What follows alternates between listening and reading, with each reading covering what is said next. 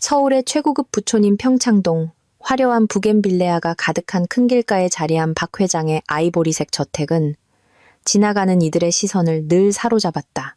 가장 아름다운 길모퉁이에 위치한 조용한 불꽃처럼 붉은 기와를 얹은 3층짜리 저택은 정교하게 조각된 철제 울타리로 둘러싸여 있었다. 반짝이는 대리석 보도는 온갖 신선한 꽃들로 가득한 정원으로 이어졌다. 이곳에서는 꽃집 하나하나마저도 돈과 야망으로 가꾸어지는 듯했다. 거대한 유리창들은 하늘 전체를 비추며 그 안에 완벽해 보이는 생활 공간을 감추고 있었다. 하지만 그 유리 뒤에는 윤서아라는 한 여인의 삶이 있었다. 아름답고 성공했으며 세상의 부러움을 한 몸에 받았지만 숨막히는 고독 속에 살고 있는 여인, 윤서아 여사. 그녀의 아름다움은 더 이상 젊음에 있지 않고 깊이 있는 우아함에 있었다. 48배 나이에도 그녀가 차에서 내릴 때마다 수많은 시선이 쏠렸다. 눈부시게 흰 피부, 길게 늘어뜨린 머리카락, 사연을 담은 듯한 눈빛, 그리고 꾸준한 관리로 유지된 부드러운 몸의 곡선까지. 맞춤 제작한 고급스러운 드레스와 은은하게 풍기는 프랑스 향수도 매일 밤 그녀의 마음을 파고드는 공허함을 가릴 수는 없었다. 그녀는 모든 것을 가졌다. 명성, 부, 겉으로 보이는 풍요, 심부름하는 하인들까지. 하지만 단 한 가지, 자유라는 권리는 없었다. 그녀의 남편인 박 회장은 성공한 사업가이자 엄격하고 소유욕이 강한 남자였다. 50이 넘은 나이에도 그는 여전히 부유한 기업가의 위풍당당하고 단정한 모습을 유지했다. 20년이 넘는 세월 동안 그는 그녀에게 자동차, 저택, 다이아몬드, 한도 없는 신용카드 등 모든 것을 주었지만 그녀가 자기 자신이 되도록 허락한 적은 단 한 번도 없었다. 그에게 윤서아는 아내가 아니라 소중히 보관하고 감시해야 할 값비싼 장신구였다. 그는 그녀가 만나는 친구 하나하나, 참석하는 파티 하나하나, 평소보다 화장을 조금이라도 진하게 한 날까지 모두 감시했다. 개인 트레이너를 고용하는 일조차 그가 직접 골랐다. 잘생기지 않고 너무 젊지 않고 위험하지 않은 사람으로. 나는 그 사람이 무섭지 않아. 그냥 지겨울 뿐이야. 이것은 윤서아가 고급스러운 개인 헬스장 안, 푹신한 안락의자에 홀로 앉아있을 때 스스로에게 중얼거렸던 말이었다. 이곳의 모든 기구는 유럽에서 수입한 최신형이었지만 이곳의 냉기는 에어컨에서 오는 것이 아니었다. 그것은 아름답고 무감각한 그림자처럼 갇혀 사는 나날들의 정적에서 오는 것이었다. 윤서아는 카나리아였고 하얀 저택은 그녀를 가둔 화려한 금빛 새장이었다. 매일 아침 그녀에게는 정확히 이탈리아 스타일의 커피가 제공되었다. 점심에는 누군가 다이어트 식단을 준비해 주었다. 저녁이면 박 회장은 끝없는 전화 통화와 계약서, 그리고 비싼 담배 냄새를 풍기며 돌아왔다. 그녀는 장식품처럼 그 곁에 앉아 있었다. 하지만 아무리 강하거나 순종적인 여자라도 어느 순간 숨이 막히기 마련이다. 너무 오래 지속된 침묵은 거대한 폭풍이 되어 단 하나의 불꽃만으로도 폭발할 준비를 하고 있었다. 그리고 그 불꽃은 옛 친구로부터도 요란한 반항으로부터도 아니었다. 그것은 밝은 눈빛과 천진한 미소, 그리고 살과 뼈로 이루어진 탈출구 같은 몸을 가진 한 젊은 남자로부터 나타나려 하고 있었다. 윤서아는 아직 몰랐다. 자신의 손으로 그 금빛, 세 장의 자물쇠를 열게 되리라는 것을. 하지만 그곳에서 날아오를 것은 자유가 아니라 혼돈이라는 것을. 박 회장은 자신의 저택에서 일어나는 그 어떤 일도 자신의 통제 밖에서 벌어지도록 내버려두는 사람이 아니었다. 심지어 누가 자신의 아내에게 손댈 수 있는지조차도. 지난 수년간 박 회장은 이력서를 보고 고용인을 골랐고 입맛에 따라 요리사를 선택했으며 심지어 정원사의 나이까지 따져가며 골랐다. 그리고 이번에 윤서아가 개인 트레이너를 원한다고 넌지시 말했을 때 그는 반대하지 않았지만 직접 사람을 골랐다. 너무 젊지 않고 번지르르 하지 않으며 지나치게 자신감이 넘치지 않는 사람으로.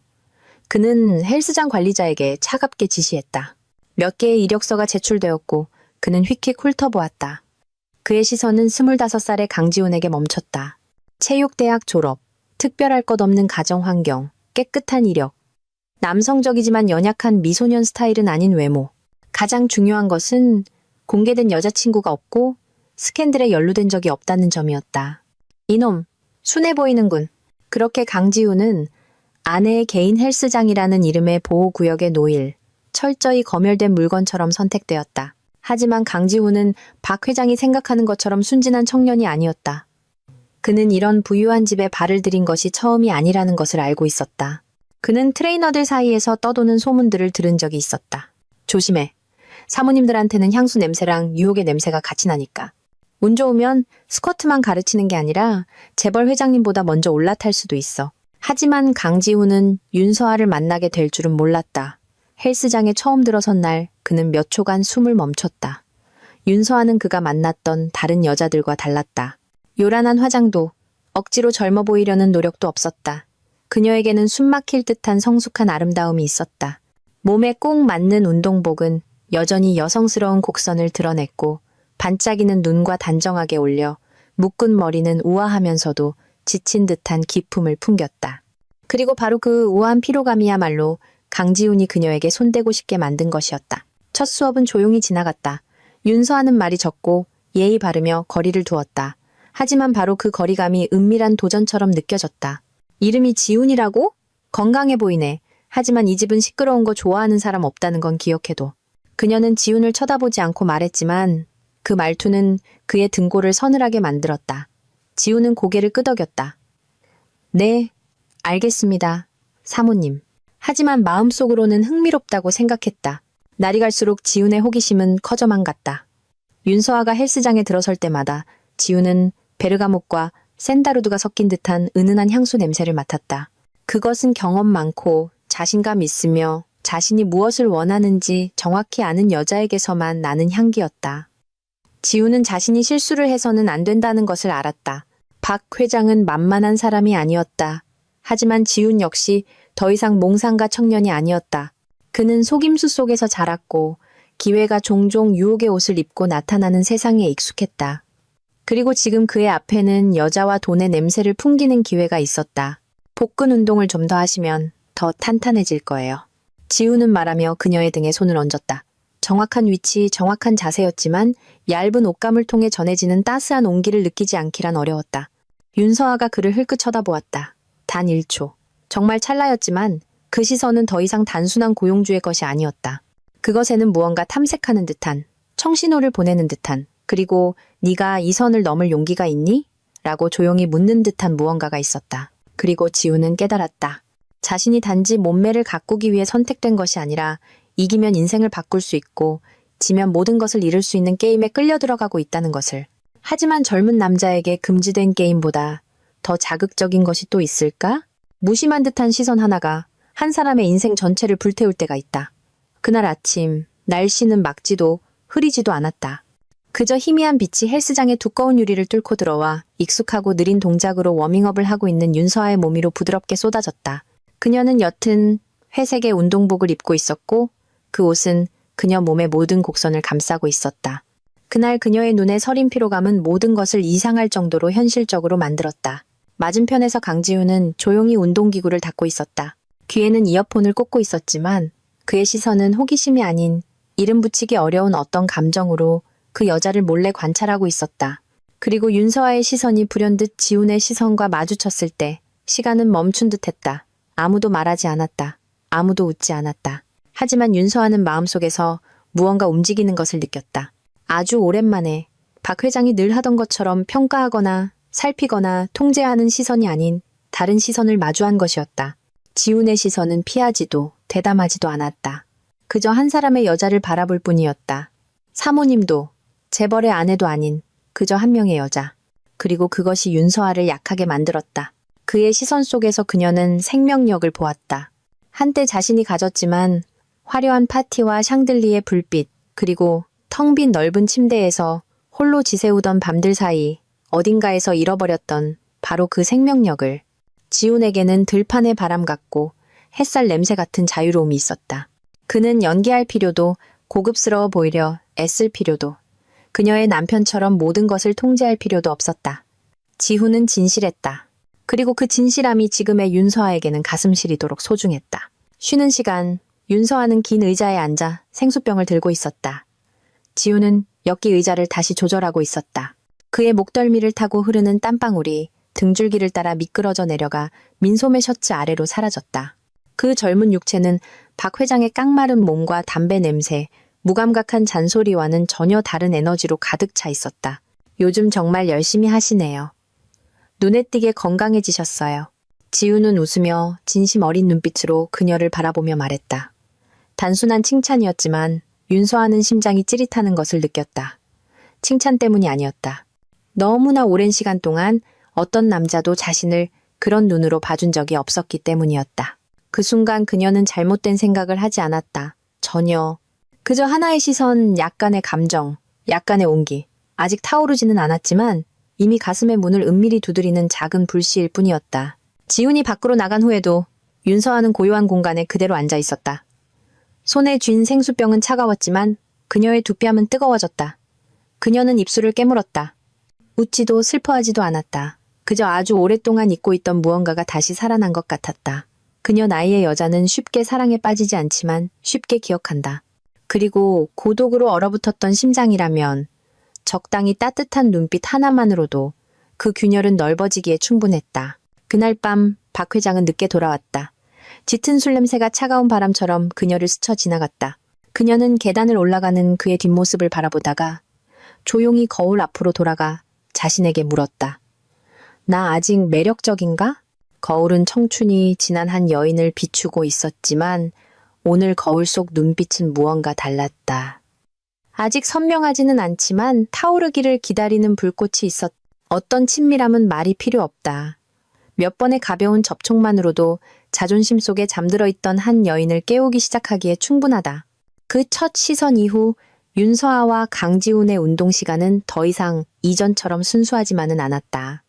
몸은 평소처럼 움직였지만 감정은 이미 달라져 있었다. 지훈이 자세를 교정해줄 때마다 그의 따뜻한 손바닥이 어깨와 허리, 팔뚝에 가볍게 닿을 때마다 윤서아의 심장은 혼란스럽게 뛰었다.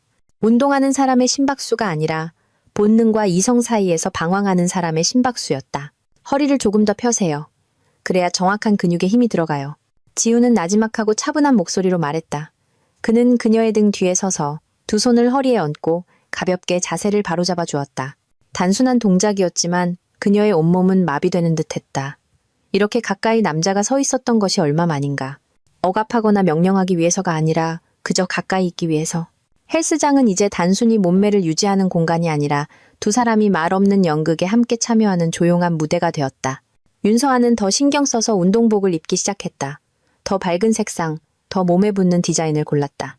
지훈은 그녀를 돕는 동작 하나하나에 더 세심해졌고 그의 시선 또한 이상할 정도로 미묘해졌다. 아무도 입 밖으로 내지 않았지만 그들 사이의 공기는 이름 모를 무언가로 가득 찼다. 한 번은 스쿼트를 하다가 윤서아가 무심코 몸을 뒤로 너무 젖혔다. 그녀의 등이 지훈의 가슴에 가볍게 기댔다. 그는 그녀의 허리를 단단히 잡고 지탱해 주었다. 놓지도 꽉 잡지도 않고 그저 몇 초간 그 상태를 유지했다. 짧게 느껴지는 몇 초였지만 그것은 평생의 갈망이 한꺼번에 밀려오는 순간이었다. 괜찮으세요? 지훈이 속삭이듯 물었다. 그의 숨결이 그녀의 목덜미에 가볍게 닿았다. 괜찮아. 하지만 그녀의 심장은 괜찮지 않았다. 그날 이후 윤서아는 더욱 적극적으로 운동했다. 하지만 그녀를 땀 흘리게 하는 것은 러닝머신 때문만은 아니었다. 그녀는 더 많이 웃기 시작했고 눈빛은 더 반짝였으며 걸음걸이는 더 가벼워졌다. 마치 메마른 땅에 물이 뿌려진 것처럼 몸이 다시 살아나는 듯했다. 저녁이 되면 윤서아는 평소보다 더 오래 거울 앞에 앉아 있었다. 박 회장을 위해 립스틱을 바르기 위해서가 아니라 입가에 옅은 미소를 띤 채 자신을 다시 바라보기 위해서였다. 이 몸은 아직 누군가를 매혹시킬 가치가 있어. 이 심장은 아직 사랑이 마르지 않았어. 지우는 여전히 예전처럼 오고 갔다. 서두르지도 너무 가깝지도 너무 멀지도 않았다. 그는 윤서아가 매일 밤 자신을 생각하게 만드는 정확한 거리에만 머물렀다. 무서운 영리함이었다.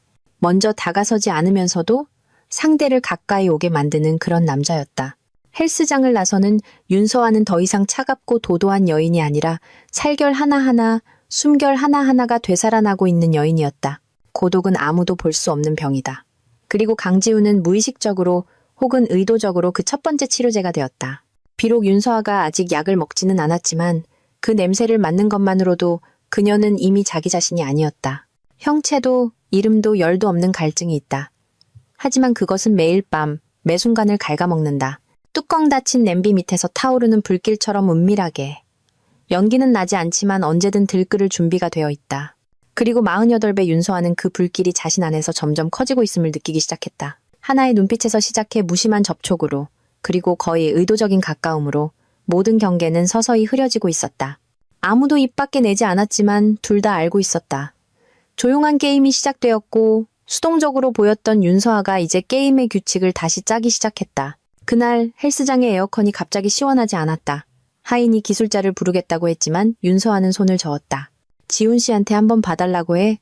그런 거 잘 알잖아. 지훈은 순간 당황했다. 에어컨은 그가 잘 아는 분야가 아니었다.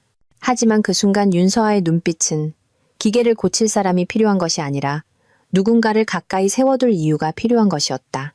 지훈이 제어판을 들여다보며 서성이는 동안 윤서아가 다가왔다. 손에는 레모네이드 잔을 들고 구름처럼 가벼운 목소리로 말했다. 덥지? 이거 마시고 해. 땀을 왜 그렇게 비오듯 흘려? 지훈이 잔을 받았다. 그들의 손가락이 스쳤다. 아주 빠르고 가벼운 접촉이었지만 윤서아는 자신의 혈관 속 피가 방향을 바꾸는 것을 똑똑히 알았다. 그날부터 그녀는 규칙적으로 작은 사고들을 만들어내기 시작했다. 스피커의 잡음, 비뚤어진 아령, 잘 당겨지지 않는 커튼. 그리고 그녀가 수리를 위해 부르는 유일한 이름은 항상 지훈이었다. 하인들은 수군거리기 시작했고 지훈은 경계하기 시작했다. 그리고 윤서아는 위험해질수록 더 나아가고 싶었다. 매일 밤 윤서아의 마음은 혼란스러웠다. 침착함과 현명함의 자부심을 가졌던 여인이 왜 이제 와서 어루만져주지 않는다고 떼쓰는 아이처럼 구는 걸까? 당신은 그냥 트레이너일 뿐인데 왜 자꾸 눈을 뗄 수가 없는지 모르겠어. 한 번은 그녀가 무심코 그 말을 내뱉었다. 두 사람이 함께 사우나실에 있을 때였다. 아무도 대답하지 않았다. 오직 그녀 자신의 한숨 소리만이 들렸다. 지훈은 여전히 침묵했다. 거절하지도 다가오지도 않았다. 그저 그녀가 계속 다가오거나 물러서도록 내버려둘 뿐이었다.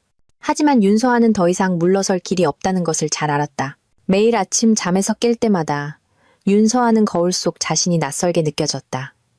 입술은 더 붉어졌고 눈은 더 반짝였으며 피부는 다시 매끄러워진 것 같았다. 비싼 영양제 때문이 아니었다. 피 속에서 되살아나는 갈망 때문이었다. 그것은 단순한 정욕도, 단순한 욕망도 아니었다. 그것은 만져지고 기억되고 집안의 장식품이 아닌 한 명의 여자로서 보여지고 싶은 굶주림이었다. 내일 오후에 시간 있어요? 그녀는 처음으로 지훈에게 문자를 보냈다. 지훈의 답장은 늦었다. 마침표도 군더더기도 없는 네라는 한 글자. 하지만 그것만으로도 윤서아는 심장이 살짝 조여오는 것을 느꼈다. 게임은 시작되었다. 위험은 행동에 있는 것이 아니라 윤서아가 모든 안전을 내던지고 갈망하는 여자로서 다시 한번 살아보기 위해 기꺼이 대가를 치르려 한다는 점에 있었다. 어떤 접촉은 길 필요도 의도할 필요도 없다. 그저 적절한 때, 적절한 사람에게라면 여자의 마음속 모든 방어벽은 저절로 무너져 내린다. 그날 오후 갑자기 비가 쏟아졌다.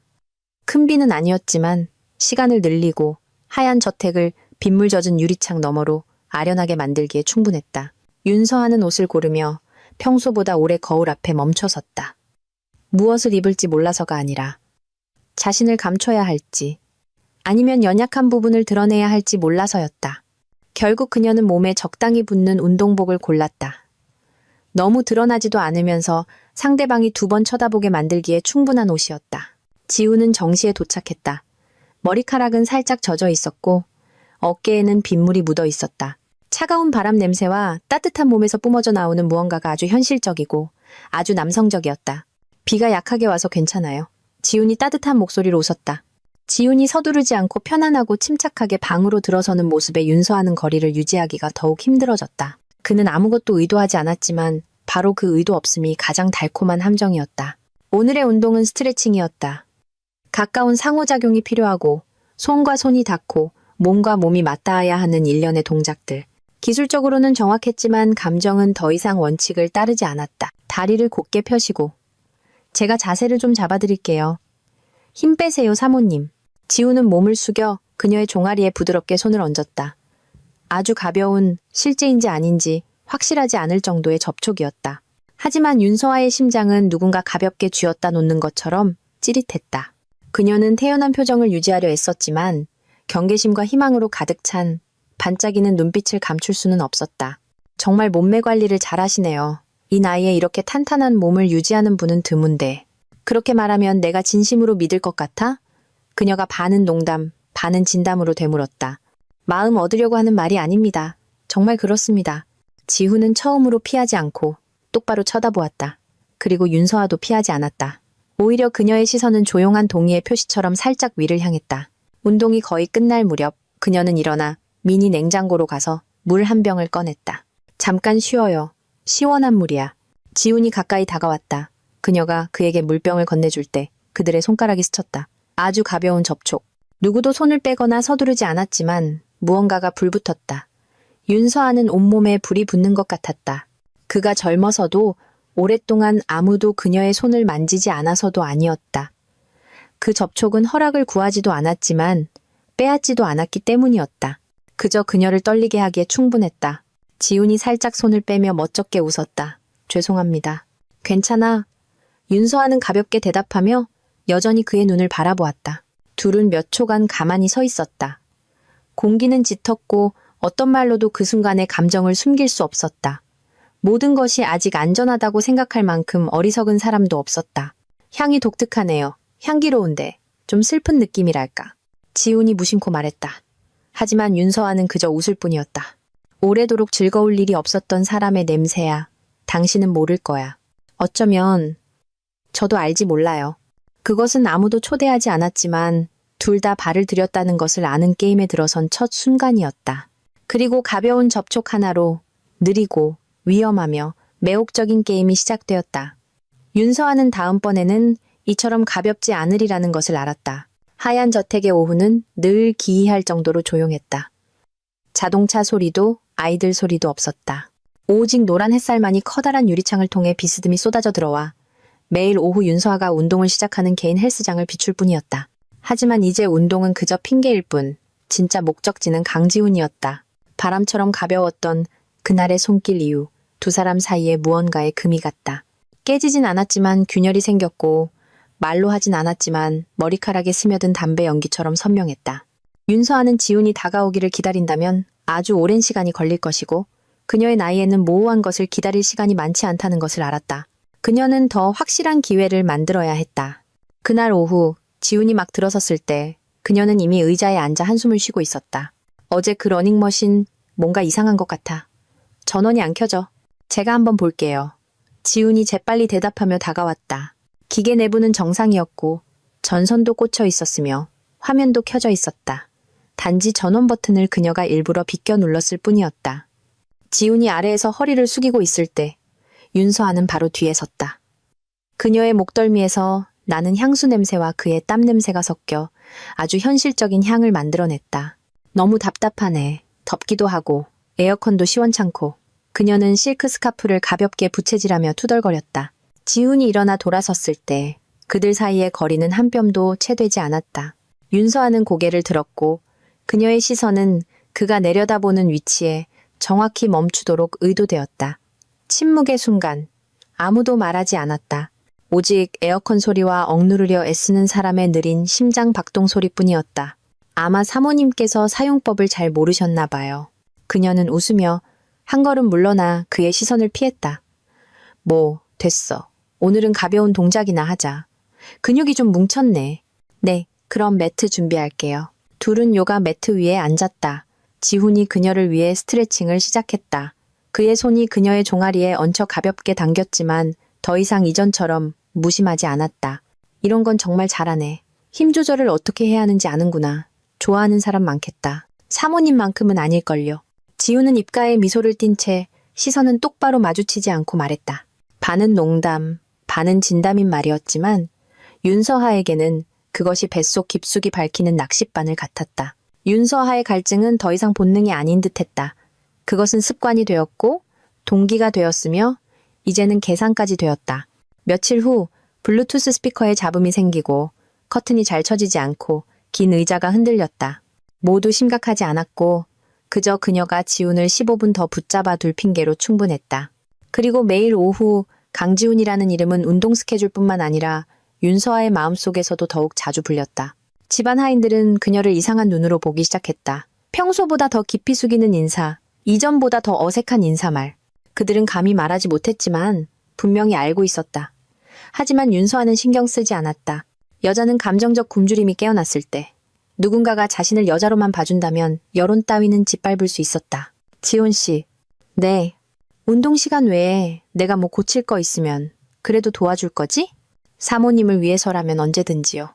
그 말은 마치 자물쇠를 여는 열쇠 같았다. 문을 활짝 열어젖히지는 않았지만 윤서아가 원한다면 더 멀리 갈 수 있다는 것을 알게 하기에 충분했다. 그리고 그날부터 오후는 시간적으로뿐만 아니라 의미적으로도 더 길어지기 시작했다. 이성으로 세워진 경계들은 본능이 모든 것을 압도하는 단 한순간에 무너져 내린다. 그날 오후는 비가 내렸다. 폭우는 아니었지만 운동 시간을 늘리고 두 사람을 금단의 경계선으로 더 가까이 끌어당기기에 충분한 비였다. 윤서아는 무거운 운동은 하고 싶지 않다고 했다. 지우는 고개를 끄덕이며 몇 가지 가벼운 스트레칭을 준비했다. 아무도 지난번 일을 언급하지 않았다. 아무도 무심했던 접촉이나 너무 오래 머물렀던 시선에 대해 말하지 않았다. 하지만 헬스장 안의 공기는 아직 마르지 않은 땀처럼 짙었다. 윤서아가 요가 매트에 앉아 다리를 가볍게 뻗었을 때 지우는 맞은편에 앉아 조심스럽게 그녀의 발목을 잡았다. 힘 빼세요. 제가 가볍게 밀어드릴게요. 첫 접촉은 아주 전문적이고 아주 평범했다. 하지만 윤서아는 온몸이 불처럼 뜨거워지는 것을 느꼈다. 지훈이 자세를 교정하기 위해 더 가까이 다가왔다. 그의 두 손이 그녀의 허리에 가볍게 얹혀 균형을 잡아주었다. 선을 넘었다고 보기에는 애매했지만 윤서아의 몸이 피로 때문이 아닌 다른 이유로 떨리기 시작하기에는 충분한 접촉이었다. 당신은 항상 예민한 곳만 건드리네. 윤서아가 나지막한 목소리로 불쑥 내뱉었다. 농담도 책망도 아니었다. 지우는 멈칫했다. 아무 말 없이 그저 두 사람 모두 무슨 일이 벌어지고 있는지 잘 알고 있다는 확인의 말처럼 그녀의 눈을 깊이 들여다보았다. 1초 그리고 2초. 아무도 피하지 않았다. 아무도 멈추지 않았다. 윤서아는 똑바로 앉았다. 땀에 젖은 운동복이 몸에 달라붙었고 목덜미로 흘러내린 머리카락이 살짝 헝클어져 연약하면서도 무심한 듯한 분위기를 자아냈다. 어지러운 것 같아. 좀 쉬어야겠어. 제가 물 가져다 드릴게요. 지훈이 일어나려 했지만 윤서아의 손이 그의 손목을 잡았다. 아주 가벼운 가지 말라는 말을 대신하는 고갯짓 같은 붙잡음이었다. 그 순간 모든 방어벽이 무너졌다. 지훈은 다시 그녀의 맞은편에 앉았다. 그들은 침묵했지만 숨소리는 점점 가빠졌다. 확실하세요? 지훈이 아주 작게 물었다. 윤서아는 대답하지 않고 그저 몸을 기울여 그의 입술에 자신의 입술을 맞댔다. 첫 키스는 서두르지도 깊지도 않았지만 모든 경계를 불태워버릴 만큼 강렬했다. 그리고 그 후 마치 두 개의 거대한 파도가 서로에게 돌진하듯 그들은 운동 매트 위에서 서로를 탐했다. 한때 몸매를 가꾸던 장소는 이제 욕망의 전쟁터가 되었다.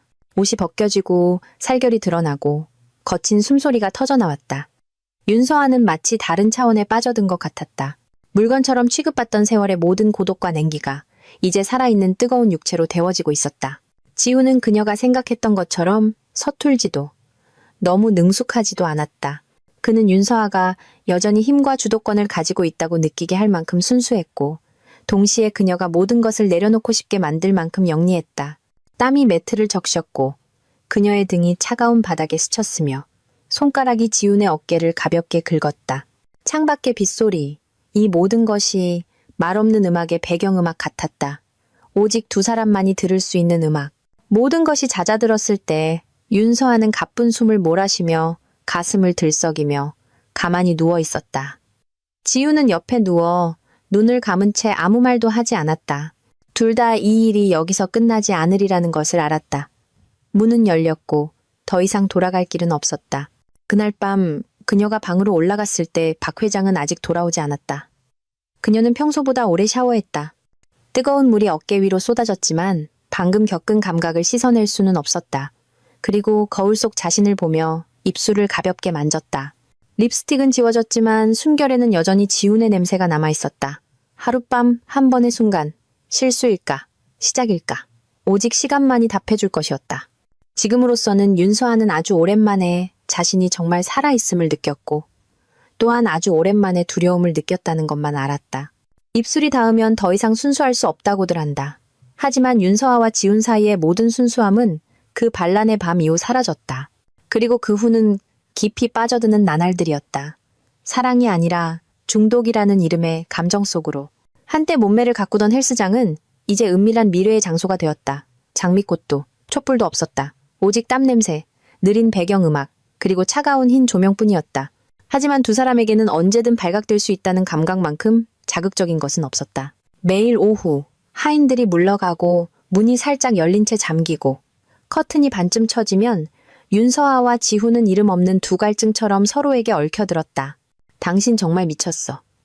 그녀가 지훈의 가슴에 얼굴을 묻고 가쁘게 숨을 몰아쉬었다. 사모님이 절 미치게 만들었잖아요.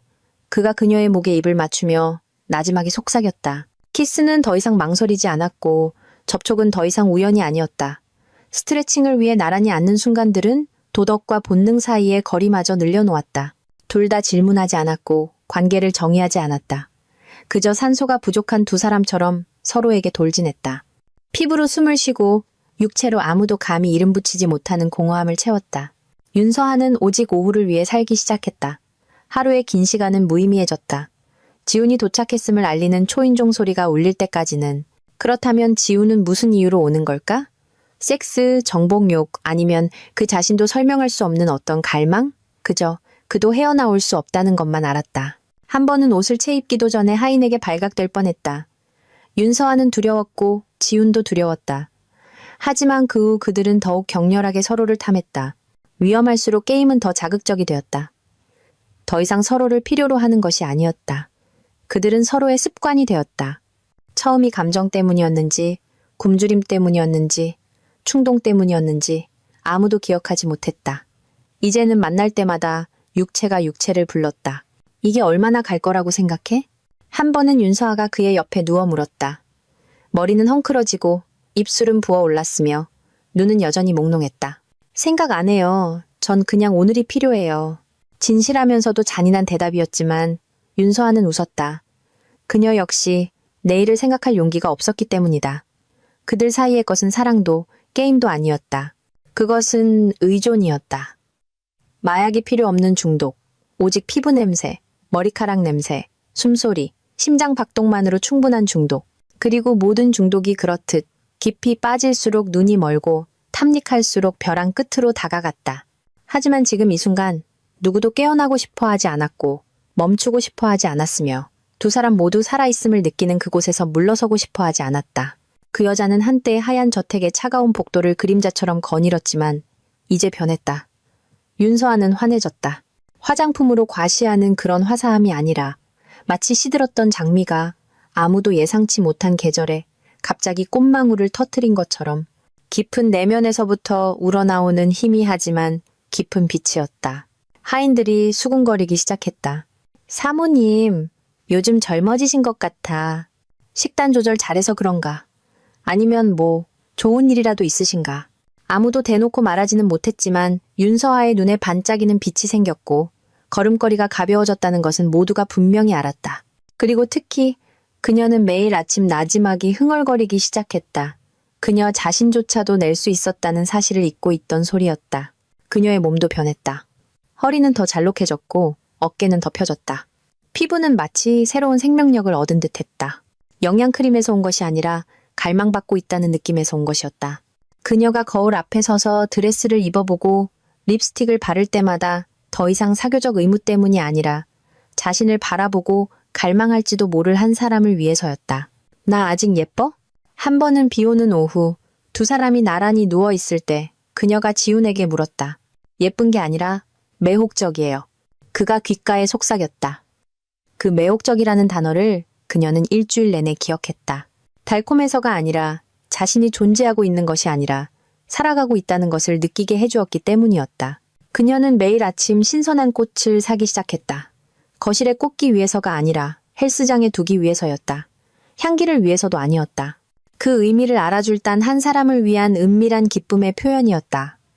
매일 오후 그녀는 일찍 샤워를 하고 가벼운 향수를 뿌리고 몸에 적당히 붙는 운동복을 골랐다. 너무 선정적이지도 그렇다고 거짓된 단정함도 아니었다.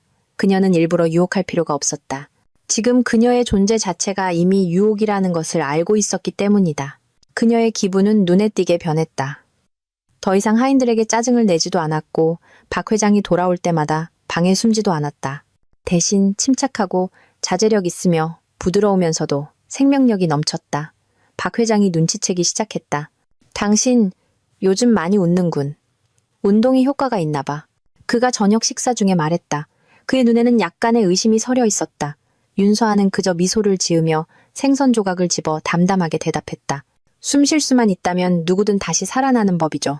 철학적인 말처럼 들렸지만 그녀에게 그것은 은밀한 고백이었다. 하지만 그녀가 예상치 못한 것은 바로 그 환한 모습이 모든 것을 흔들기 시작했다는 점이었다. 여자가 다시 빛나기 시작할 때 그들을 둘러싼 세계가 이미 썩어 있었다면 그 빛을 오래 견디지 못하기 때문이다. 윤서아는 다시 살아가고 있었지만 두 개의 공기층 사이에서 살고 있었다. 한쪽은 불처럼 타오르는 욕망이었고 다른 한쪽은 가족, 명성, 그리고 비밀이라는 껍데기였다. 그리고 그녀는 이렇게 상반된 두 공기 속에서 계속 숨을 쉰다면 조만간 둘 중 하나는 터져버릴 것이라는 것을 알았다. 왕관도 왕좌도 필요 없는 권력이 있다. 돈 있는 여자와 그녀의 발 아래 기꺼이 눕는 젊은 남자만 있으면 된다. 그리고 그 순간 윤서아는 자신이 모든 것을 지배하고 있다고 믿었다. 강지우는 이제 더 이상 단순한 헬스 트레이너가 아니었다. 그는 여전히 매일 오후 저택에 왔고 민소매 셔츠를 입고 저항 밴드와 만보기가 든 배낭을 메고 다녔지만 모두가 분명한 변화를 감지했다. 그는 최신형 스쿠터를 탔고 명품 운동화를 신었다. 평범한 트레이너 월급으로는 감당할 수 없는 것들이었다. 새 스마트폰, 비싼 향수, 그리고 올 때마다 그는 수입 과일, 한 봉지나 하얀 안개꽃 다발을 들고 왔다. 아내에게 줄 선물이 아니라 그의 여왕에게 바치는 것이었다. 48배 윤서아는 모든 여자가 은밀히 꿈꾸는 역할을 살고 있었다. 다시 젊어지고 열정적으로 사랑받고 복종받으며 무엇보다 한 남자의 운명을 결정하는 역할. 필요한 거 있으면 말해. 난 부족한 거 없어. 그냥 내 곁을 떠나지만 마. 그녀는 반은 농담, 반은 경고처럼 말한 적이 있었다. 지우는 대답 없이 미소만 지었다. 그의 침묵은 윤서아에게 자신이 그의 약점을 쥐고 있다는 믿음을 주었다. 지훈이 사는 작은 오피스텔도 그녀가 마련해 준 것이었다. 다른 사람 이름으로 계약했고 전기세, 수도세, 인터넷 요금까지 분기별로 미리 납부되었다. 부엌에는 건강보조식품과 유청 단백질, 그리고 그녀가 가끔 들를 때를 위한 가벼운 와인 몇 병 외에는 아무것도 없었다. 매번 가까워질 때마다 주도권을 쥔 것은 윤서아였다. 지우는 순종적이고 예의 바르며 항상 그녀가 세상의 중심인 것처럼 느끼게 해주었다. 그리고 그 느낌은 오랫동안 집안의 의자처럼 취급받았던 여인의 마음에 꿀처럼 달콤하게 스며들었다. 이렇게 사랑받아 본 적은 처음이야. 그녀가 지훈의 품에 웅크리고 누워 그의 팔뚝에 솟은 힘줄을 만지작거리며 말했다. 사랑이 아니라 복종이죠. 지훈이 대답했다.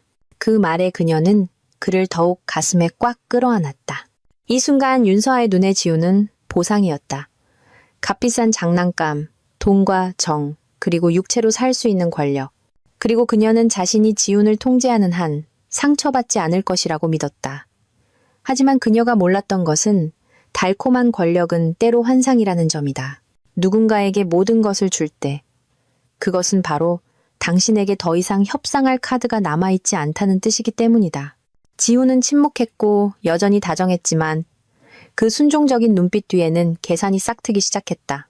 남자가 너무 쉽게 선물을 받게 되면 무엇을 더 얻을 수 있을지 생각하기 시작하기 때문이다. 그리고 윤서아가 권력이라는 구두를 신고 자신만만하게 걸어가는 동안 그녀의 그림자는 그녀 자신이 꿀을 발라 유혹한 어두운 웅덩이 속으로 끌려 들어가고 있었다. 한 여자가 너무 많이 주면 받는 남자는 생각하기 시작한다. 조금만 더 달라고 해도 설마 거절하지는 않겠지. 윤서아와 지훈의 유희는 여전히 열정적이고 달콤하며 극적으로 계속되었다. 그가 사는 오피스텔, 그가 쓰는 물건들, 심지어 매달 정기적으로 지급되는 생활비까지 모두 그녀가 책임졌다. 처음에는 모두 조건 없는 선물이었지만 탐욕은 언제나 기회라는 두 글자로 위장하는 법을 안다. 어느 날 오후 운동이 끝난 후에도 윤서아는 매트 위에 길게 누워 있었다. 지훈은 옆에 앉아 무릎에 팔을 올린 채 무언가 말하고 싶지만 망설이는 듯한 표정이었다. 무슨 일 있어? 그녀가 반은 호기심 반은 경계심으로 물었다. 지훈은 살짝 웃으며 성실한 눈빛으로 그녀를 쳐다보았다. 제가 아이디어가 하나 있는데 사모님께서 들어주실 시간이 있으실지 모르겠네요. 말해봐. 비행기 사달라는 거 아니면 아마 고려해볼 수 있을 거야. 지훈은 웃음을 터뜨렸지만 그의 목소리는 느리고 낮아졌다. 제 친구가 시내 중심가에 라운지 바를 하나 열려고 해요. 저도 거기에 투자를 좀 하고 싶은데 금액은 크지 않아요. 한 5억 원 정도. 그 말은 식어가는 찻잔에 물방울이 떨어지듯 방 안에 내려앉았다. 소란스럽지는 않았지만 윤서아를 정신번쩍 들게 하기에는 충분했다. 5억 원. 그녀에게 없는 돈은 아니었지만 많은 의미를 담고 있는 액수였다. 나보고 투자하라는 거야? 그녀가 물었다. 그녀의 눈은 더 이상 부드럽지 않았다. 아니요. 제 이름으로 할 거예요. 그냥. 가까운 사람 도와준다고 생각해 주세요. 저도 제 걸 갖고 싶어요. 언제까지나 사모님 뒤에 서 있는 사람으로만 살 수는 없잖아요. 이건 부탁이 아니에요. 꼭 갚겠다고 약속할게요. 윤서아는 침묵했다. 이것은 지훈이 처음으로 그녀의 소나기 밖에 있는 것을 원한 순간이었다. 그녀가 만약 준다면 더 이상 고삐를 쥔 사람이 될 수 없는 그런 것. 그녀의 마음속에서 작은 경고음이 울렸다. 당장 거절할 만큼 크지는 않았지만 의심을 심기에는 충분했다. 왜 바야? 왜 헬스클럽이 아니고? 왜 네가 아니라 네 친구 이름으로 하는 거지? 그녀는 그 질문들을 입 밖에 내지 않고 속으로만 싸웠다. 지훈이 더 가까이 다가와 그녀의 손을 잡았다. 그의 목소리는 부드러웠다. 제가 믿는 사람은 사모님뿐이에요. 제가 사모님을 이용하려 했다면 진작에 했을 거예요. 설득력이 있으면서도 미끼 같은 말이었다. 윤서아는 지훈의 손을 가볍게 쓰다듬으며 대답하지 않았다. 하지만 그날 밤 방으로 돌아온 그녀는 잠을 이룰 수 없었다. 게임이 시작된 이후 처음으로 자신이 이끌려가고 있을지도 모른다는 생각이 들었다. 주면 누굴 잡을 수 있을까? 안 주면 지금 가진 걸 지킬 수 있을까? 여자는 사랑할수록 나쁜 사람이 되고 싶어 하지 않는다. 그녀는 인색하게 보이고 싶지 않았고 자신을 다시 젊어지게 하는 것을 잃고 싶지 않았다. 하지만 여자의 직감은 결코 틀리지 않는다. 5억 원. 그것은 단순한 숫자가 아니라 모든 것이 통제불능이 되기 전의 마지막 방어선이었다. 그리고 그녀는 그 선을 넘으면 어떻게 될지 알고 있었다. 사람들은 말한다.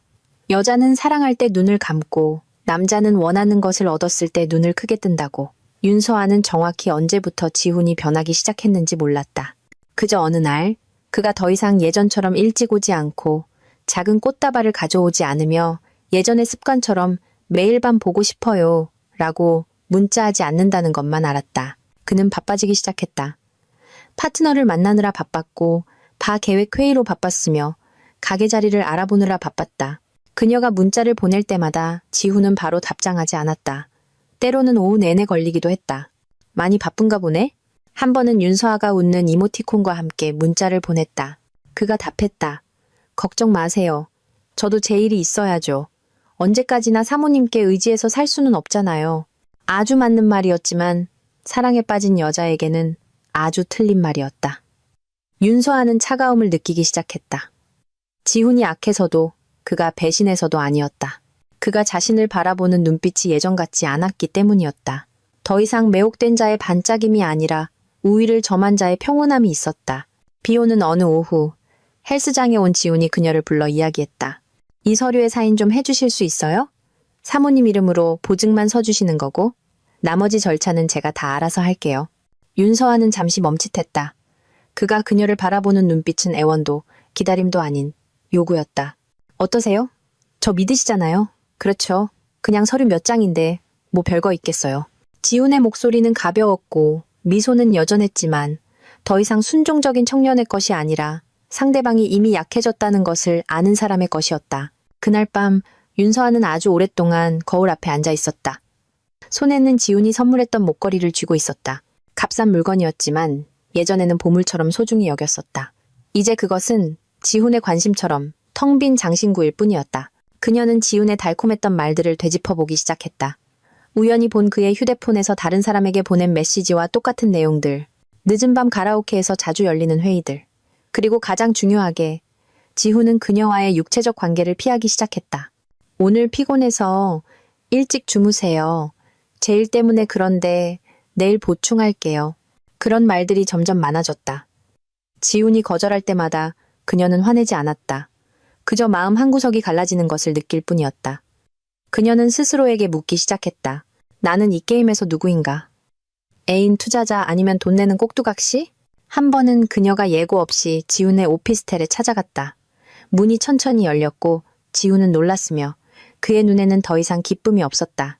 방 안에는 낯선 하이힐 한 켤레가 문 옆에 놓여 있었고 식탁에는 두 벌의 식기가 차려져 있었다. 오피스텔에서는 그녀가 쓰는 향수가 아닌 다른 향수 냄새가 났다. 누가 막 다녀갔나 봐. 그녀가 평온한 목소리로 물었다. 아, 전 여자친구가 잠깐 들렀어요. 별일 아니에요. 지우는 아주 빠르고 아주 간결하게 말했다. 마치 그 말을 여러 사람에게 여러 번 해본 것처럼. 그 순간 윤서아는 질투하지 않았다. 그저 오랫동안 지속된 꿈에서 찬물을 끼얹은 듯한 기분이었다. 그녀는 몇 초간 가만히 서 있다가 돌아섰다. 울지도, 책망하지도, 붙잡지도 않았다. 그저 방금 깨진 꿈을 접는 사람처럼 등 뒤의 문을 조용히 닫았다. 게임은 더 이상 즐겁지 않을 것이다. 때로 사람은 자신이 틀렸기 때문에 두려운 것이 아니라 발각되었을 때 잃을 것이 너무 많기 때문에 두려워한다. 윤서아는 2층 창가에 앉아 저택 앞 나무 위로 떨어지는 비를 바라보았다. 유리에 부딪히는 빗소리는 마치 심장에 점차 밝히는 불안의 박자 같았다. 열흘이 지났다. 지우는 오지 않았고 문자도 설명도 없었으며 그가 여전히 신경 쓰고 있다는 어떤 신호도 없었다. 지훈이 남긴 공백은 정말 텅 비어 있었지만 이상하게도 감정적인 공백뿐만 아니라 이성적인 공백이기도 했다. 윤서아는 정신을 차리기 시작했다. 하나씩 조각들이 뒤집혔다. 거짓된 시선들, 사모님만 믿어주시면 돼요라던 말들이 이제는 오래된 쓴 약을 머금은 듯 씁쓸하게 느껴졌다. 내가 지금 뭘 하고 있는 거지? 고작 몇 분의 환상을 만지기 위해 무엇을 내던진 걸까? 매일 밤 박 회장이 돌아올 때마다 그녀는 남편의 뒷모습이 더 무겁게 느껴졌다. 가장 큰 질문은 그가 알고 있을까? 가 아니라 만약 그가 안다면 어떻게 할까? 였다. 그녀는 남편을 알았다. 박 회장은 질투에 날뛰거나 소란을 피우지 않을 것이다. 그는 권력 있는 남자들이 소리내지 않고 벌을 내릴 때 쓰는 방식처럼 침묵할 것이다. 그녀는 집안의 모든 작은 소리에 깜짝깜짝 놀라기 시작했다. 문 열리는 소리, 전화벨 소리, 하인의 시선, 모든 것이 그녀를 감시당하고 있다는 느낌을 주었다. 한 번은 식사 중에 박 회장이 접시에서 고개를 들었다. 당신 요즘 좀 이상해 보여. 운동은 이제 안 하나? 그 트레이너 그만뒀다며.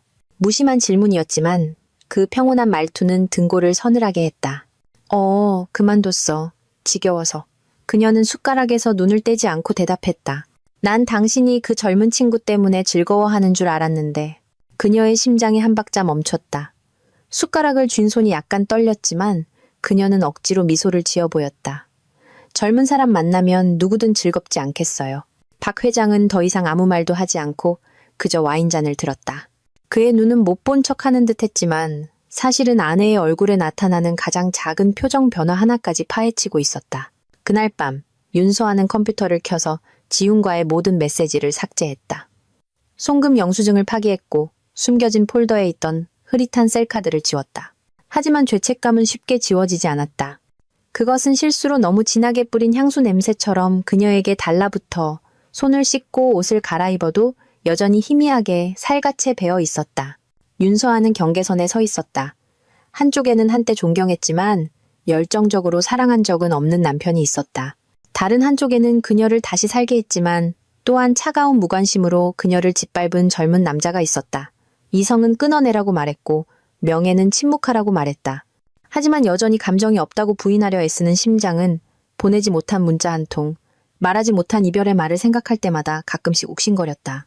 조금만 더 일찍 정신 차렸더라면 그녀는 유리에 머리를 기댄 채 속삭였다. 하지만 은밀한 관계에서 먼저 정신 차리는 사람이 항상 이기는 것은 아니다. 마음에서 우러나온 선물처럼 보이지만 사실은 함정의 입구에 던져진 맛있는 미끼일 뿐인 것들이 있다. 며칠 밤을 뒤척이고 명예와 갈망 사이에서 수없이 갈등한 끝에 윤서아는 굴복했다. 어느 텅 빈 오후 지훈이 찾아왔다. 꽃도 과일도 예전 같은 인사키스도 없었다. 그는 그녀의 맞은편에 앉아 서류를 넘기며 미리 인쇄된 글자들을 가리켰다. 이게 지분투자 계약서예요. 송금자는 사모님 이름이지만 실제 실행은 제 파트너가 할 겁니다. 모두 합법적이에요. 알았어. 윤서아는 표정 없이 말했다. 그리고 펜을 들어 서명했다. 그녀의 손은 떨렸지만 눈은 똑바로 그를 쳐다보았다. 5억 원. 2번에 걸쳐 송금되었다. 보증 서류도 차용증도 없었다. 오직 약속과 한때 그녀를 나이도 있게 만드는 유일한 여자라고 불렀던 남자의 희미한 미소뿐이었다. 그날 이후 지후는 완전히 달라졌다. 옷은 더 세련되어졌고 차는 스쿠터에서 세단으로 바뀌었다. 약속은 점점 빽빽해졌고 윤서아에게 보내는 문자는 점점 뜸해졌다. 1주일, 2주일이 지나도 운동 약속도 갑작스러운 만남도 없었다. 보고 싶어요 라는 말도 없었다. 그저 몇 줄의 무심한 메시지만이 있었다. 너무 바빠서 이해해주세요. 프로젝트 때문에 급해서요. 나중에 전화할게요. 윤서아는 생전 처음으로 자신이 헐값에 팔린 것 같은 기분을 느꼈다. 누구도 강요하지 않았고 누구도 돈을 빼앗지 않았다. 그저 그는 그녀가 자발적으로 주고 있다고 믿게 만드는데 아주 능숙했을 뿐이었다. 그녀가 전화하면 지우는 받지 않았고 문자를 보내면 짧게 답했다. 그녀가 직접 찾아갔을 때 반은 인테리어 공사 중이었고 경비원은 이렇게 말할 뿐이었다. 사장님은 해외 출장 가셨는데요. 사장님이라니. 윤서아는 멍하니 서 있었다. 언제부터 그가 자신을 사모님이 아니라 차가운 투자자에게 말하듯 사장님이라 부르게 된 걸까? 그리고 소문이 새어나오기 시작했다. 하인은 지훈이 젊은 여자와 함께 있는 것을 봤다고 수군거렸다. 머리는 밝게 염색하고 손목에는 롤렉스 시계를 차고 어느 아파트에서 그와 함께 엘리베이터에 탔다고 했다. 그녀는 확인하지 않았다. 그저 소파에 앉아 한때 가장 밝게 빛났지만 이제는 희미해진 사람의 이름이 있는 어두운 휴대폰 화면만 바라볼 뿐이었다. 그가 나를 이용한 게 맞아. 하지만 내가 그렇게 하도록 내버려뒀지. 내가 바보였나? 아니, 그냥 사람을 잘못 믿었을 뿐이야. 그것은 끝없는 음악처럼 그녀의 머릿속에서 반복되는 독백이었다. 지우는 그녀를 버릴 필요가 없었다. 그는 그저 그녀를 내려놓았을 뿐이다. 흥미가 닿은 물건을 치우듯 부드럽고 차갑게. 돈은 사라졌고 몸은 내주었으며 감정은 고갈되었다. 남은 것은 저택 한가운데 앉아있는 한 여자뿐이었다. 주위에는 신선한 꽃과 샹들리에 부드러운 피아노 소리가 있었지만 마음속에서는 방금 5억 원과 자기 자신을 동시에 잃어버렸다. 어떤 관계는 이별의 말로 끝나지 않는다. 스스로 썩고 스스로 갈라지며 보이지 않는 족쇄가 된다. 그리고 그 족쇄에 묶인 자는 자신이 고삐를 쥐고 있다고 생각했던 바로 그 사람이다. 첫 협박 문자 이후 지후는 서두르지 않았다. 그는 반걸음 물러서서 윤서아에게 모든 것이 아직 통제 범위 안에 있다는 환상을 심어주었다. 하지만 사실 지우는 이미 그녀의 목을 꽉 조인 밧줄을 쥐고 있었다. 그는 그저 조일 타이밍을 기다릴 뿐이었다. 가게 허가 문제로 돈이 좀 더 필요해요. 되도록 빨리 도와주시면 좋겠어요. 아, 그리고 그 영상은 걱정 마세요. 제가 잘 보관하고 있으니까. 다만 요즘 휴대폰이 자꾸 고장나서 혹시라도 유출되면 우리 둘 다 곤란하잖아요. 가벼운 메시지였지만 망치처럼 그녀의 심장을 내리쳤다. 그때부터 두려움이 왕좌에 올랐다. 전화가 울릴 때마다 그녀는 깜짝 놀랐다. 집안 누군가가 노크 없이 방에 들어올 때마다 등골이 서늘해졌다. 현관문이 열리고 닫히는 소리에 얼굴이 창백해졌고 심지어 하인의 눈빛마저도 자신이 발가벗겨진 듯한 느낌을 주었다. 지후는 여전히 나타났다. 불규칙적으로 친밀하지 않게 예전처럼 사랑에 빠진 척할 필요도 없이 이제 그는 의자에 앉아 다리를 꼬고 노트북을 켜고 마치 월급을 인출하러 온 사람처럼 돈을 받았다. 그의 눈에는 경멸을 감추려는 시도조차 없었다. 사모님이 저한테 인생을 즐기는 법을 가르쳐 주셨잖아요. 기억 안 나세요? 전 그냥 좀 빨리 배우고 있을 뿐이에요. 윤서아는 입을 다물었다. 대꾸하지도 저항하지도 애원하지도 않았다. 그저 마지막 남은 가정이라는 명예를 지키려는 여자의 희미한 생존 본능으로 살아갈 뿐이었다. 한 번은 그녀가 강하게 나가보려 했다. 변호사 부를 수도 있어.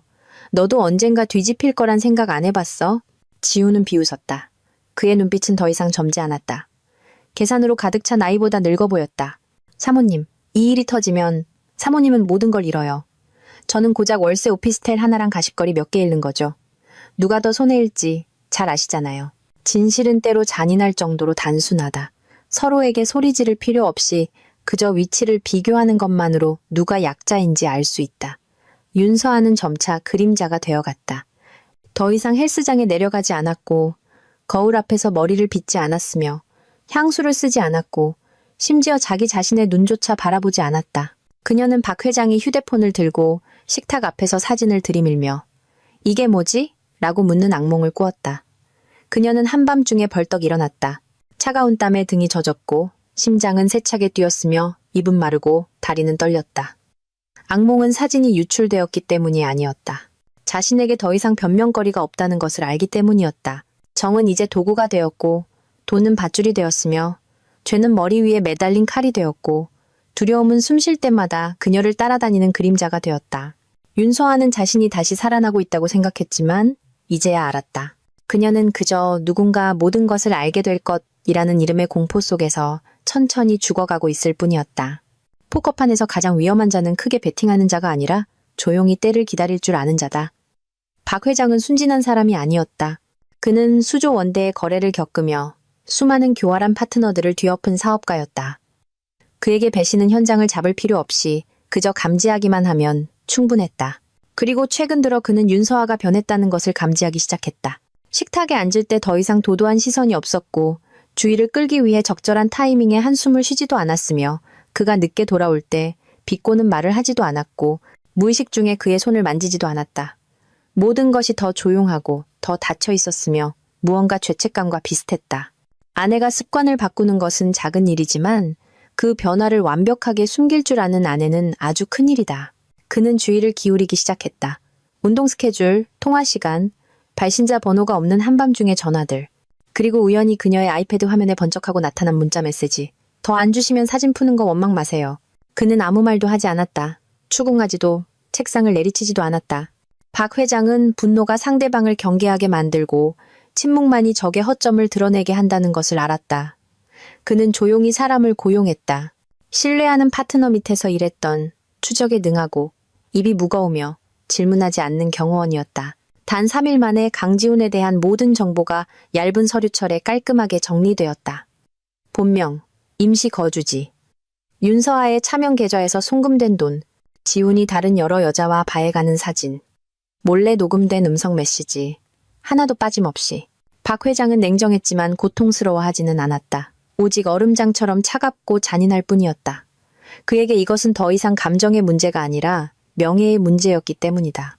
그리고 그는 그 누구도 자신의 얼굴에 먹칠하는 것을 용납하지 않았다. 아내든 아내의 애인이든 어느 날 밤 그는 잠든 윤서아를 바라보았다. 결혼 초 몇 년간 그를 매료시켰던 그 얼굴. 지금은 평온해 보였지만 아마 다른 사람의 꿈을 꾸고 있을 터였다. 그는 그녀의 손을 가볍게 쥐었다. 사랑 때문이 아니라 자신이 세운 집 안에서 바람을 맞아야 했던 굴욕감 때문이었다. 나는 질투하지 않을 것이다. 소란을 피우지도 않을 것이다. 나는 그저 내가 줬던 것들을 되찾고 그들에게 침묵 속에서 대가를 치르는 것이 무엇인지 알려줄 것이다. 그는 반격을 시작했다. 윤서아가 생활비를 대주던 차명 계좌를 동결시켰고 밭 투자 명목의 모든 계약서를 재검토하도록 지시했으며 조용히 헬스장에 카메라를 설치하게 했다. 한때 은밀한 전쟁터였던 그곳에 현장을 잡기 위해서가 아니라 충분하고 간결하며 치명적인 일격을 가할 증거를 모으기 위해서였다. 윤서아는 아직 몰랐다. 지훈도 눈치채지 못했다. 하지만 그들이 여전히 정, 돈, 죄의 게임 사이에서 허우적거리는 동안 박 회장은 이미 체스판에 들어섰다. 그들이 예상치 못한 무기를 들고서 더 이상 사랑이 없고 오직 권력만 남은 자의 냉정함을 어떤 만남은 명확히 하기 위해서가 아니라 끝내기 위해 존재한다. 그날 밤 비가 쏟아졌다. 서울은 장마철이었고 폭풍은 운명의 손가락 튕김처럼 갑작스럽게 찾아왔다. 길은 텅 비었고 노면은 불빛에 번들거렸으며 자동차 바퀴에서 튀는 물줄기는 어둠을 채찍질하는 듯했다. 시내 중심가의 한적한 루프탑 카페에서 지훈은 기다리고 있었다. 손에는 반쯤 비운 칵테일 잔이 들려 있었고 얼굴은 평온했지만 눈에는 초조함이 역력했다. 8시에 오신다고 했는데 벌써 9시가 다 되어가네요. 그는 한 줄 더 문자를 보냈다. 드릴 말씀이 있으니 늦지 않게 와주세요. 답장은 없었다. 오직 유리지붕을 때리는 빗소리와 직감인지 두려움인지 모를 불안감만이 있었다. 지훈은 윤서아가 오지 않으리라는 것을 몰랐고 입이 오는 밤에 자신을 기다리는 진짜 인물이 박 회장이라는 것은 더더욱 몰랐다. 9시 10분, 번호판 없는 검은 세단이 카페 뒤 작은 골목으로 미끄러져 들어왔다. 검은 옷을 입은 남자 4명이 내렸다. 아무도 말하지 않았고 아무도 담배를 피우지 않았다. 그저 장갑을 끼고 마치 역할 분담이 끝난 것처럼 서로에게 고개를 끄덕일 뿐이었다. 지훈이 돌아가려고 엘리베이터에서 내렸을 때 그는 자신의 모든 발걸음이 감시당하고 있다는 것을 예상치 못했다. 지하 주차장 복도에서 그가 막 휴대폰을 열었을 때 뒤에서 손 하나가 그를 잡아챘다. 검은 자루가 머리를 덮었고 강한 힘이 양팔을 뒤로 결박했다. 뭐야? 당신들 누구야? 놔! 아무도 대답하지 않았다. 밖의 빗소리가 모든 것을 집어삼켰고 지훈의 비명은 흔적을 남기지 않도록 고용된 자들의 냉정함에 막혔다. 약 30분 후 지훈은 어둡고 천장이 낮으며 곰팡내 나는 방에서 깨어났다. 손목은 의자에 묶여 있었고 머리 위 노란 등은 깜빡거렸다. 왼쪽 뺨은 그리 강하지는 않지만 이번에는 협박이 아니라는 것을 깨닫게 하기에 충분한 주먹질로 부어 있었다. 구둣발 소리가 울리고 문이 열렸다. 박 회장이 들어왔다. 정장도 경호원도 없이. 그저 50대 남자의 모습이었지만 그의 눈빛은 심장을 가르는 메스처럼 날카로웠다. 내 돈이 그렇게 탐나서 내 아내랑 잠까지 잤나? 아니면 그냥 남의 명예를 짓밟는 게 재밌었나? 지훈은 마른 침을 삼켰다. 몇 초간 침묵하다가 억지로 미소를 지어 보였다. 저와 그분은 자발적이었어요. 누구도 강요하지 않았습니다. 그리고 당신은 남편이면서 그분을 행복하게 해주기는 했습니까? 따나 채츠네. 하늘이 무너지는 듯한 딱이었다. 지훈의 입에서 피가 터져 나왔고 공기는 짙어졌다. 박 회장은 맞은편 의자에 앉았다. 그의 목소리는 낮고 고르며 차가웠다. 나는 질투하지 않아. 쓰레기를 치울 뿐이지. 그리고 넌 내가 본 중에 가장 교활한 쓰레기야. 널 이 도시에서 쫓아낼 증거는 충분히 있어. 하지만 내 손을 더럽히고 싶지는 않군. 네가 직접 선택하게 해주지. 당장 사라지든가 아니면 남아서 영원히 사라지든가. 지훈은 떨었다. 처음으로 그는 자신이 잘못된 사람을 건드렸다는 것을 깨달았다. 외로운 아내도 달콤한 말 몇 마디로 조종할 수 있는 상대도 아니었다. 권력을 가졌고 소리 없이 처리하는 법을 아는 남자였다. 3시간 동안 빛도 물도 대답도 없이 방치된 후 지훈은 빗속에 풀려났다. 휴대폰도 지갑도 없이 젖은 셔츠 주머니에 쑤셔 넣어진 메모 한 장만 남겨진 채 이게 처음이자 마지막이다. 다시 나타나면 네 사진을 찍어줄 사람조차 없을 것이다. 게임은 이별의 말로 끝난 것이 아니었다. 피도 소리도 재판도 필요 없이 그저 비와 정신 차린 한 남자의 냉정한 밀어냄으로 끝났다. 따귀도 울부짖음도 눈물 흘리는 사람도 없었다. 오직 문이 열리고 한 인생이 조용히 닫혔을 뿐이다. 그날 밤 지훈이 처리된 쓰레기처럼 도시에서 깨끗하게 치워졌을 때 윤서하는 박 회장이 보낸단 4글자의 문자에 집으로 불려왔다. 집으로 와. 할 얘기 있어. 그녀가 저택문을 넘었을 때 비는 그쳐 있었고 빗물은 계단 아래 웅덩이를 이루고 있었다. 그녀의 하이힐 굽은 지울 수 없는 실수처럼 흐릿한 자국을 남겼다. 하이는 인사하지 않았다. 아무도 문을 열어주지 않았다. 오직 거실에서 새어나오는 조용한 노란 불빛과 그녀가 돌아올 시간을 미리 알고 있었다는 듯 기다리고 있는 박 회장뿐이었다. 소음도 질문도 책망도 없었다. 그는 그저 고개를 들어 오랫동안 그녀를 바라보았다. 윤서아의 심장이 한 번 더 멎을 만큼 충분히 오랫동안. 그녀는 가만히 서 있었다. 손에는 여전히 핸드백을 쥐고 있었고 비에 젖은 코트, 굳게 담은 입술, 그리고 한때 낯설다고 생각했던 남자의 얼굴을 감히 마주하지 못하는 시선. 내가 무슨 말을 하길 원해요? 그녀가 불쑥 내뱉었다. 말할 필요 없어. 박 회장이 대답했다. 그의 목소리는 꺼져가는 불꽃을 스치는 바람처럼 가벼웠다. 알 만큼 알았으니까. 그 말은 용서도 유죄 선고도 아니었다. 가장 조용한 판결이었다. 윤서아는 그의 맞은편에 앉았다. 두 사람 사이에는 나무 테이블 하나가 놓여 있었지만 마치 평생의 거리처럼 느껴졌다. 그 사람에게 무슨 짓을 했어요? 그녀가 텅 빈 목소리로 물었다. 내 인생에서 그놈을 배웅해줬을 뿐이야. 그리고 넌 그놈을 들여보낸 사람이고. 침묵. 이번에는 윤서아가 침묵했다. 눈물은 없었다. 그녀는 알았다. 눈물로는 이미 엎질러진 것을 씻어낼 수 없다는 것을. 박 회장은 일어나 천천히 계단으로 향했다. 난 당신을 버리지 않아. 하지만 더 이상 당신과 함께 살지도 않을 거야. 서류상으로는 여전히 내 아내겠지. 하지만 이제부터 나는 이 집에서 타인처럼 살 거다. 꿰매지도 이혼하지도 헐뜯지도 않겠다. 그저 꺼트릴 뿐이다. 완전히 뿌리부터. 윤서아는 홀로 남았다. 넓은 거실은 텅 빈 무대 같았다. 문은 여전히 열려 있었고 시원한 바람이 들어왔지만 그녀의 마음속에는 겨울이 시작되고 있었다. 문은 열렸지만 더 이상 기다리는 사람은 없었고 인생은 잘못된 시점에 접촉 하나 때문에 자기 손으로 닫아버렸다. 결국 윤서아는 남편을 잃지도 저택을 잃지도 명예를 잃지도 않았다. 그녀가 잃은 것은 한때 자신을 존중했던 사람의 눈에 사람으로 비칠 권리였다. 그리고 바로 그것이 가장 고통스러운 판결이었다. 배신한 사람 모두가 버림받는 것은 아니고 잘못한 사람 모두가 벌을 받는 것은 아니다. 어떤 형벌은 그저 스쳐 지나가는 말 한마디지만 평생을 허공에 매달려 있게 한다. 급이 오는 밤 다음 날 아침, 문이 시선으로 닫힌 후 박 회장은 여전히 일찍 일어났고 여전히 블랙커피를 마셨으며 여전히 신문을 넘겼고 여전히 윤서아에게 인사했다. 아침 먹었어? 그는 신문에서 눈을 떼지 않고 물었다. 아니요. 그녀가 메인 목소리로 대답했다. 그는 고개를 끄덕이며 커피를 더 따랐다. 모든 것이 아무 일도 없었던 것처럼 똑같았다. 하지만 바로 그 똑같음이 윤서아의 심장을 떨리게 하는 것이었다. 식사 내내 아무도 과거를 언급하지 않았고 아무도 지훈에 대해 말하지 않았으며 아무도 배신 이야기를 꺼내지 않았다. 윤서아가 조용히 입을 열었을 때에야 비로소 나한테 할 말 없어요? 박 회장이 고개를 들었다. 그의 눈에는 더 이상 분노도 사랑도 없었다. 텅 비어 있었다. 그건 내일 생각하자. 모든 건 내일 생각하자. 평범한 말, 언어 습관. 하지만 그 순간 윤서아에게 그것은 어떤 여자든 남편에게서 듣기 두려워하는 가장 냉정한 판결이었다. 책망도 용서도 없이 그저 공중에 매달아 놓는 것. 어떻게 끝날지는 모르지만 다시 시작할 수 없다는 것은 확실했다. 내일 생각하자는 것은 오늘 해결할 필요가 없다는 뜻이지만 또한 오늘 해결해야 할 만큼 더 이상 중요하지 않다는 뜻이기도 했다. 그 순간부터 윤서아는 자신에게 내려진 판결이 이혼도 폭로도 아니라 같은 집에 살지만 더 이상 역할이 없는 타인처럼 취급받는 것이라는 걸 깨달았다. 내일 생각하자는 말이 하루 종일 그녀의 머릿속에서 울렸다. 거울 앞에 설 때, 머리를 빗을 때, 옷을 고를 때 나는 한때 그의 아내였다. 이제는 그가 맞서 싸울 가치조차 없는 사람일 뿐이다.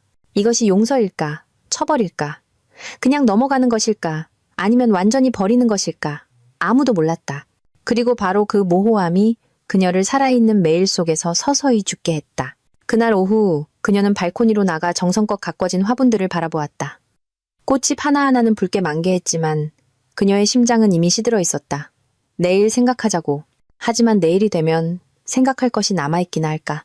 어떤 사람들은 쇠창살 없이도 평생 감옥에 갇혀 산다. 그저 충분히 아름답고 충분히 크고 충분히 조용한 집 하나만으로도 한때 뜨겁게 타올랐던 심장을 죽이기에 충분하다. 윤서아는 계속 살아갔다. 여전히 조용히 걸었고 여전히 새끼를 먹었으며 여전히 매일 아침 박 회장에게 인사했고 여전히 가끔 남편과 함께 사교 파티에서 손님을 맞았다. 하지만 더 이상 누구도 그녀의 눈빛이 예전 같다고 생각하지 않았다. 하얀 저택은 이제 빛으로 가득 찬 감옥이 되었다. 곳곳에 노란 조명, 반짝이는 거울, 매주 바뀌는 신선한 꽃. 하지만 모든 것은 시간마다 차갑게 식어가는 마음을 감싸는 화려한 껍데기일 뿐이었다. 사모님은 어디 있나? 네, 서재에서 책 읽고 계십니다. 그것이 박 회장과 하인 사이에 오가는 한때 그의 청춘의 전부였던 여자에 대한 유일한 대화였다. 아무도 그녀를 꾸짖지 않았고 아무도 그녀를 쫓아내지 않았으며 아무도 욕하지 않았다. 그저 아무도 그녀를 더 이상 아내라고 부르지 않았고 아무도 그녀의 손을 만지지 않았으며 아무도 오늘 즐거웠어? 라고 묻지 않았다. 방치되고 있다는 느낌이야말로 가장 무거운 형벌이었다. 아무도 그녀의 방문을 잠그지 않았지만 그녀는 열고 싶지 않았다. 아무도 거실로 내려오지 말라고 하지 않았지만 그녀는 스스로 있을 곳이 없다고 느꼈다. 아무도 그녀에게 휴대폰을 쓰지 말라고 금지하지 않았지만 들 때마다 오직 공백만이 보였다. 금빛 세장은 한때 꿈이었지만 이제는 무덤이었다. 감정의 무덤. 사랑 때문에 감히 실수했던 한 여인의 무덤. 윤서아는 수첩에 그 글을 적고는 접어서 서랍에 넣었다. 매일 밤 그녀는 잠 못 이루고 천장을 바라보았다. 더 이상 지훈의 꿈을 꾸지도 박 회장에게 발각될까 두려워하지도 않았다. 모든 것이 이미 알려졌기 때문이다. 오직 그녀만이 사랑받지도 미움받지도 않는 상태에서 어떻게 살아야 할지 몰랐을 뿐이다. 살아있다는 것이 존재한다는 뜻은 아니다. 아무도 자신의 눈을 바라봐주지 않는 삶은 느린 죽음이다. 저택은 매일 밤 불빛 아래 여전히 화려했다. 밖에서 보면 그것은 수많은 여자들의 꿈이었다. 하지만 오직 윤서아만이 그것이 세장이라는 것을 알았다. 아름다운 세장. 하지만 여전히 세장이었고 그 안에 있는 사람은 더 이상 우는 법을 잊었다. 한때 진실이라고 믿고 싶었던 것들을 스스로 뒤집는 것만큼 고통스러운 일은 없다. 쏟아부었던 사랑이 그저 사기극이었다는 것을 발견하는 것만큼 비참한 일은 없다. 화려한 집에서 그림자처럼 살아온 며칠 후 윤서아는 알아야겠다고, 마주해야겠다고 결심했다. 그 대답이 아무리 더러울지라도 그녀는 박 회장에게 묻지 않았다. 두려워서가 아니라 마지막 남은 자존심이 자기 손으로 진실을 파헤치고 싶게 만들었기 때문이다. 그녀는 사람을 고용했다. 한때 박 회장을 위해 일했지만 비밀리에 부업을 하는 사람이었다. 2주 후 새소리 없는 어느 오후 서류철이 그녀의 손에 놓였다. 안에는 사진과 보고서 그리고 간결하지만 얼음장처럼 차가운 말들이 있었다. 강지우는 바에 투자하지 않았다. 파트너도 허가증도 가게 자리도 없었다. 5억 원은 3개의 차명 계좌를 거쳐 4개월 만에 전액 인출되었다. 가장 큰 지출은 마카오의 VIP룸 도박, 모델 고용, 여자친구와의 해외여행이었다. 윤서하는 한 줄 한 줄, 숫자 하나하나를 읽었다. 눈물도 떨림도 없었다. 그저 얼굴이 마비되는 것 같았다. 그는 나를 사랑한 적이 없어. 심지어 필요로 한 적도 없지. 그는 그냥 돈이 필요했고 나는 사랑이라는 핑계로 돈을 건넸을 뿐이야. 그녀는 자신에게 고해성사하듯 속으로 생각했다. 서류철의 마지막 사진은 지훈이 고급 호텔 스위트룸에 누워 샴페인 잔을 들고 웃고 있는 모습이었다. 그의 옆에는 그리 예쁘지는 않지만 아주 짧은 빨간 드레스를 입은 젊은 여자가 있었다. 사진 아래 탐정은 한 줄의 주석을 달았다. 현재 애인 23세, 미인대회 탈락자, 23세, 5억 원. 그리고 거의 50세의 한 여자는 신문 페이지를 넘기듯 가볍게 대체되었다. 윤서아는 서류철을 덮어 찻상 위에 올려놓았다. 몇 달 만에 처음으로 그녀는 허리를 꼿꼿이 폈다. 고개를 들기 위해서가 아니라 더 이상 숙일 것이 없었기 때문이었다. 나는 졌어. 하지만 적어도 내가 어리석어서 졌다는 건 알아. 사랑 때문이 아니라 사랑은 고상하지만 나는 어리석었지. 본명조차 쓰지 않는 놈을 믿었으니까. 내가 주도권을 쥐고 있다고 생각했지만 알고 보니 눈 감고 미끼를 삼킨 사냥감이었어. 그날 밤 그녀는 먹지도 자지도 않았다. 그저 낡은 노트북을 열어 지훈과 함께 찍었던 오래된 사진 파일들을 찾아냈다. 한 장 한 장 삭제했다. 눈물도 망설임도 아쉬움도 없이. 사랑은 용서할 수 있지만 경멸은 그럴 수 없다. 그리고 윤서아는 더 이상 사랑하지 않았다. 오직 자기 자신이 혐오스러울 뿐이었다. 자유는 하고 싶은 것을 하는 것이 아니라 그것을 했을 때 책임을 질 용기가 있는 것이다.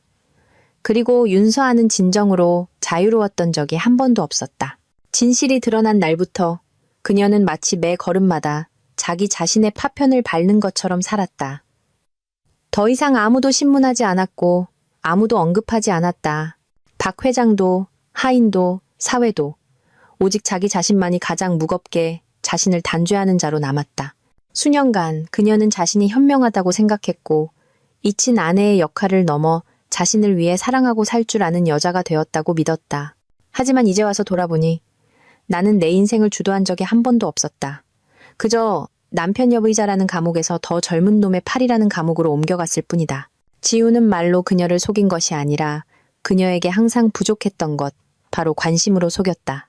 그는 큰 약속을 하지 않았다. 그저 그녀가 아름답고 젊고 사랑받을 자격이 있다고 칭찬했을 뿐이다.